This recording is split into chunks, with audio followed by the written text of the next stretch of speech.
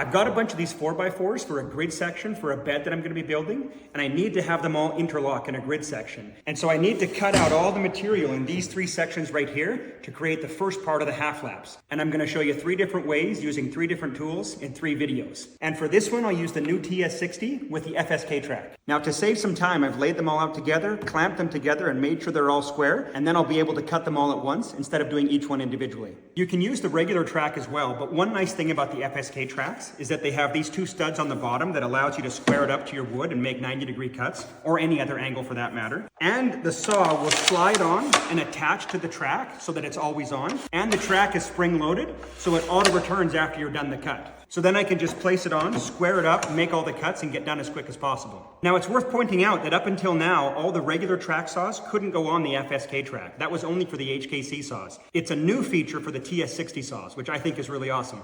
Now I need to set the blade so it's halfway down through the wood to the line that I have marked here. And I can just pinch right here and lower the depth stop all the way down until my blade just meets that line, or is a little bit above it. And if you need to make really fine micro adjustments, there's a knob right here that you can adjust up and down to help you get the height adjusted to exactly where you want it. And for the first cut, I'm going to flip this saw around and cut from the other side so I can get a nice splinter-free cut on this side. Then I'll come back to this side and work my way through.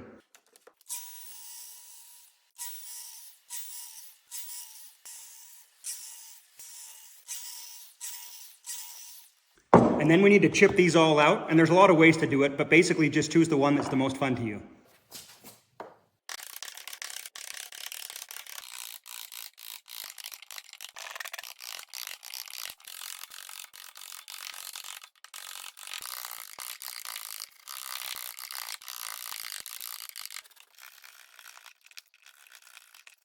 Okay, and now the moment of truth is to make sure this one fits in there nice and snug.